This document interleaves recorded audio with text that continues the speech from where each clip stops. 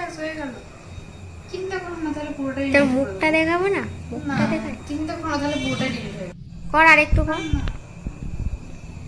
না বলছি তো। হ্যাঁ, তোমার এমনিতে তুলে লাভ নেই, আমি ওটা ডিলিট করে দেবো।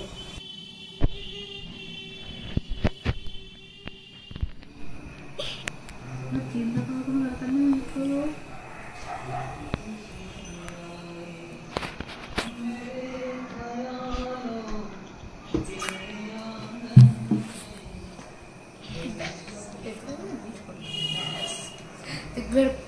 এটা নেই, দেখবে নেই।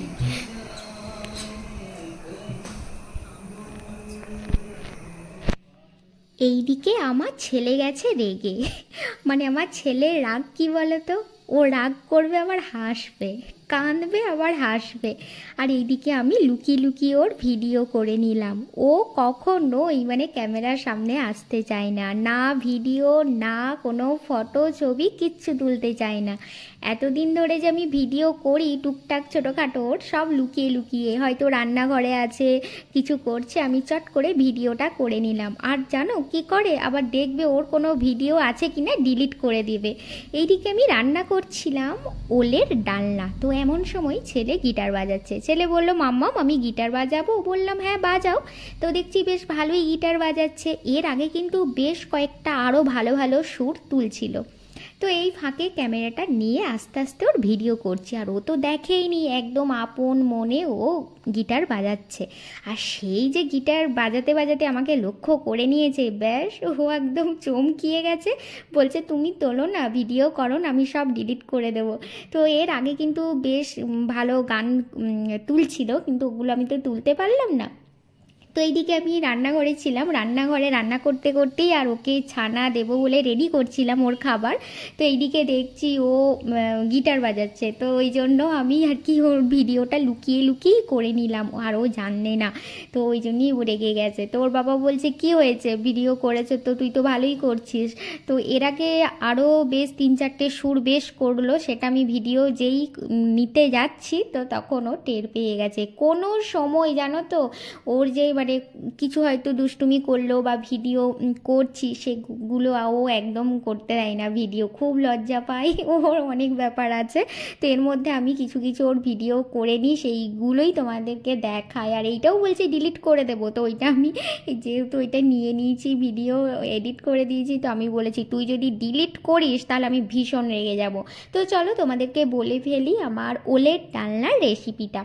তো প্রথমে আমি ওল ভালো করে কেটে ধুয়ে নিয়েছি, তারপরে নুন হলুদ দিয়ে সামান্য 10 মিনিট মতো ভাপিয়ে নিয়েছি। তারপরে সর্ষের তেল দিয়ে কালো জিরে ফোড়ন দিয়ে পেঁয়াজ রসুন দিয়ে ভালো করে কষিয়ে নিয়েছি। পেঁয়াজটাকে লাল লাল করে ভেজে নেওয়ার পর তারপরে জিরে গুঁড়ো, হলুদ গুঁড়ো, ধনিয়া গুঁড়ো দিয়ে বেশ একটা মশলা আমি করে নিলাম। জল দিয়ে এটাকে গুলে নিলাম, তারপরে তেলের মধ্যে ছেড়ে দিলাম। আর যেই তেলটা একটুখানি তেল ছেড়ে আসবে তারপরে দিয়ে দিলাম এই ভেজানো ছোলা ভিজে। তো চলো তেল ছেড়ে এসছে, এরপর আমি দিয়ে দিলাম ভেজানো ছোলা।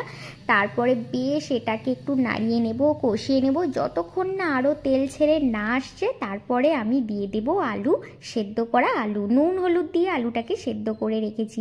তোমরা চাইলে নুন হলুদ দিয়ে সেদ্ধ না করে আলুটাকে ভেজে নিতে পারো, কিন্তু আমি এটাকে সেদ্ধ করে নিয়েছি হালকা করে। তারপরে আলু এবং ওল দিয়ে দিলাম। আলুটা আলাদা সেদ্ধ করব এবং ওলটাও আলাদা করে সেদ্ধ করব। ওল আলু একসঙ্গে সেদ্ধ করতে দিলে কি বলতো কালো হয়ে যায় আলুটা। এইদিকে তারপরে সবার শেষে ওল আলু সেদ্ধ করে নেওয়ার পর, কষিয়ে নেওয়ার পর, নামাবার পর একটুখানি নারকেল কোড়া দিয়ে দিলাম।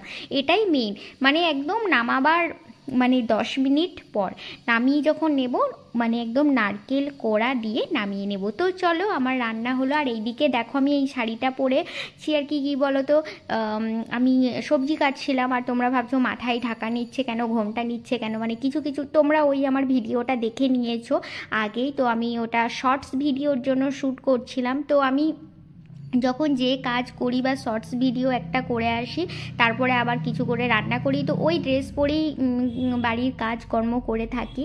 তো চলো, তো আরও একবার আমার ছেলের গিটার শুনে নাও।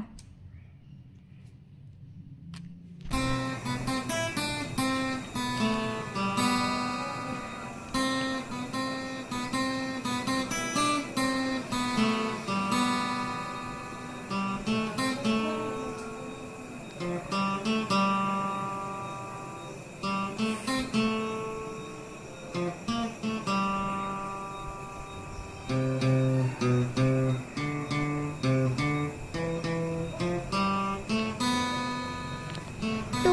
বন্ধুরা, আজকে এলাম গো। তোমরা সবাই ভালো থেকো, সুস্থ থেকো, আমার ভিডিও দেখে রেখো, আমার ভিডিওর অপেক্ষায় থেকো। আজকে এলাম গো, টাটা।